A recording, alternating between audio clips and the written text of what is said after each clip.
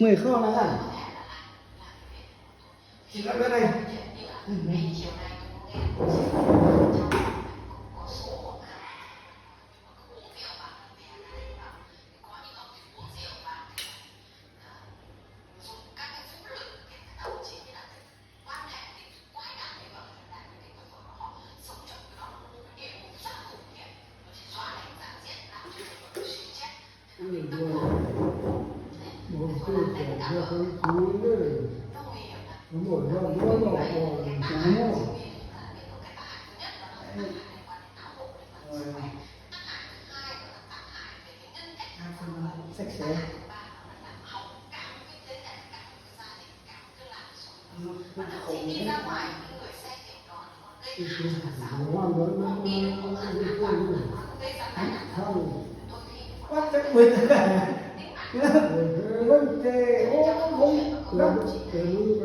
ของน้ำกิ๊บสิ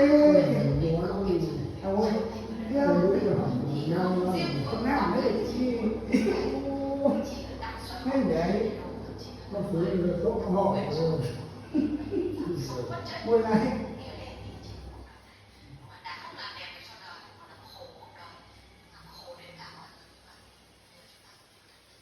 ขนาดนี้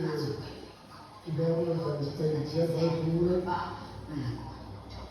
เยี่ยมเขาที่บอกเราเขา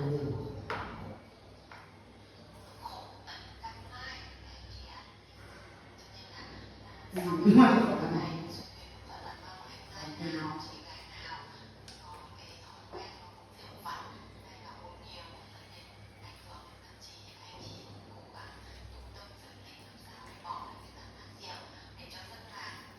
แล้วผมจะบอกกระตามเอาแล้วยังไม่หน่อย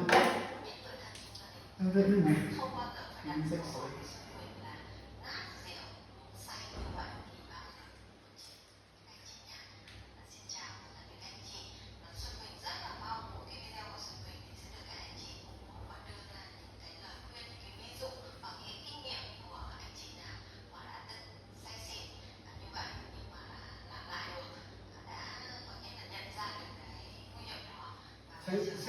chế độ con chỉ sáng chế là cái muốn sống tăng đi xem này cố gắng lên quân này